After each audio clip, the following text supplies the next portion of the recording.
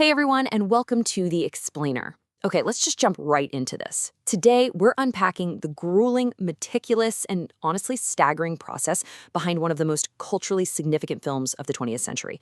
We're talking about Steven Spielberg's 1998 masterpiece, Saving Private Ryan.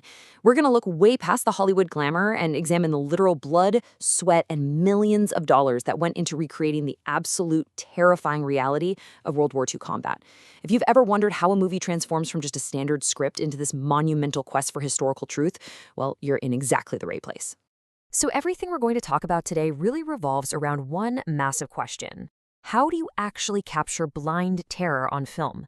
This was the core puzzle driving Spielberg's entire vision. You see, he wasn't trying to make a movie that just looked cool. He wanted to capture the palpable, blinding terror of the Omaha Beach landings. He literally wanted the audience to feel the vibrations of the artillery shells. He wanted to show the sheer, unvarnished chaos of a battlefield, where surviving wasn't about being a hero. It was often just a matter of terrifying, random luck. And you know, early on, the tone of this project shifted dramatically. Spielberg originally imagined this as more of a classic boys' own adventure film. But then he sat down with actual World War II veterans, and they made a really desperate plea. They said, please don't make another safe, sanitized Hollywood movie. Please tell our stories. Hearing those guys speak, it completely changed the trajectory of the film. It went from being a standard rescue mission movie to this deeply respectful, monumental quest to tell the brutal truth of what they actually went through.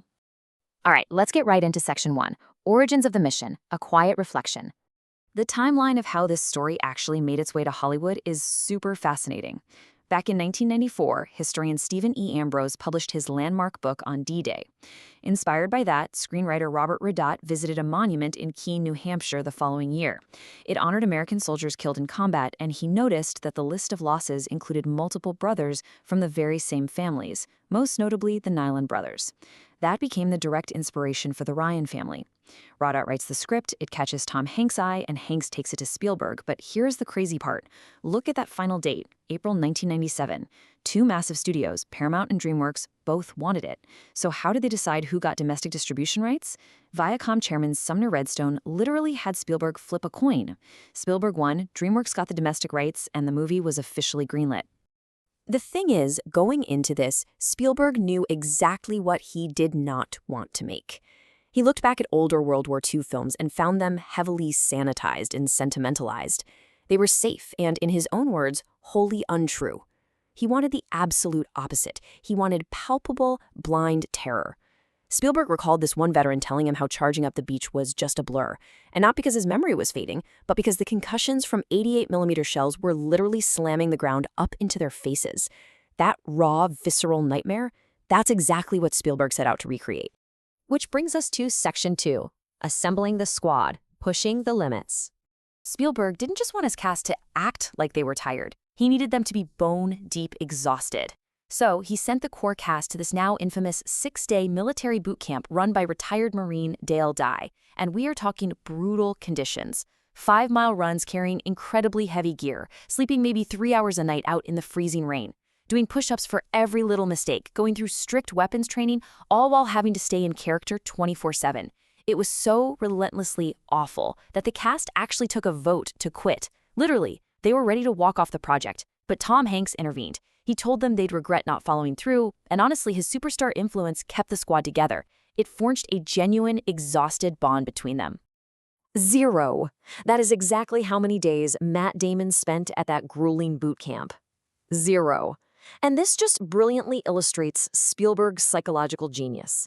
He intentionally kept Damon out of the training. Why? Well, think about it. The entire plot relies on this exhausted, battered squad resenting Private Ryan, this guy who gets to sit relatively safe while they are out risking their lives just to find him. By letting the main cast suffer in the mud while Matt Damon got to rest, Spielberg ensured that the resentment you see on screen wasn't just acting. They were genuinely annoyed with him. Okay, moving on to Section 3, Recreating Hell, Filming Omaha Beach. Just look at that staggering figure, $12 million. That was the budget dedicated entirely to filming just the opening landing sequence. To put that into perspective, that single scene cost more than many entire independent movies from start to finish. Spielberg moved the whole production over to Carricklow Beach in Ireland because it had these sheer cliffs and golden sands that perfectly mimicked Normandy. And they spent 4 grueling weeks shooting this singular, terrifying sequence, mostly in continuity order, just to make sure the environment felt totally, suffocatingly real. Now, to pull off something of this scale, you need a massive human element. We're looking at a production crew of 400 people. Add to that 1,000 volunteer reserve and Irish Army soldiers acting as extras. And then there's this incredibly sobering detail. They actually hired about 30 amputees and paraplegics. They fitted them with prosthetic limbs specifically so they could portray soldiers suffering horrific, disfiguring injuries on the beach in real time. This level of dedication to showing the grim, ugly reality of war was honestly unprecedented. But getting everyone on the beach was only half the battle. They still had to capture it on film. Cinematographer Janusz Kaminski pulled off some incredibly risky in-camera wizardry to visualize all this chaos. First, he actually stripped the protective coating right off his expensive camera lenses to create a flatter, degraded image that looked like 1940s combat footage. Second, he intentionally desynchronized the camera shutters. This created that jarring, streaking effect you see during the explosions. And third, he attached these Claremont image shakers to physically vibrate the cameras while filming. The sheer risk here was off the charts. If these physical tricks failed, the footage was ruined. There was no digital fix-it-and-post button back then. It was a massive gamble, but it paid off flawlessly. Building on all that camera work, the team focused heavily on hyper-specific tactile realism. They used this 70% ENR bleach bypass process on the film itself. Basically, it washes out the colors, giving it a bleak, historical look. But because this process made regular fake blood look totally wrong, they ingeniously mixed blue dye into it so it would register on camera as a terrifyingly dark, realistic red. Crazy, right? They also gave the actors milk of magnesia to simulate vomiting from seasickness. Spielberg even had actual dead fish strewn in the water alongside the extras, and they buried miles of air pipes beneath the sand to shoot up bursts of dirt, perfectly mimicking the impact of real machine gun fire. The result of all this practical, tactile realism? It overwhelmed literally everyone on set, even the seasoned professionals. Tom Hanks summarized it best when talking about filming that iconic moment when the landing craft ramp drops. He said his brain logically knew it was special effects, but his senses were completely overwhelmed. He said the air literally turned pink from the sheer volume of fake blood and explosive debris. The noise was deafening. The practical effects were so intense that the actors weren't just pretending to be afraid, they were actively experiencing fear. Let's wrap things up with Section 4, Impact and Legacy, a Cultural Footprint. Now, one of the most impactful choices they made happened in post-production, the deliberate withholding of music. Spielberg and legendary composer John Williams decided there would be absolutely no musical score during the battle scenes. None. Williams completely avoided anything grandiose or operatic. They wanted the horrific, chaotic sounds of combat, the screaming, the tearing metal, the bullet impacts, to be the only soundtrack. It absolutely forced the audience to confront the raw, unscored reality of what those soldiers experienced, completely stripping away that emotional safety net you usually get from a Hollywood orchestra. And we know Spielberg achieved his goal because of the veteran response. World War II veterans overwhelmingly praised the film as the most realistic portrayal of combat they have ever seen. The mud, the blood, the young men crying out for their mothers, it was finally put on screen. But this authenticity came at a really heavy cost.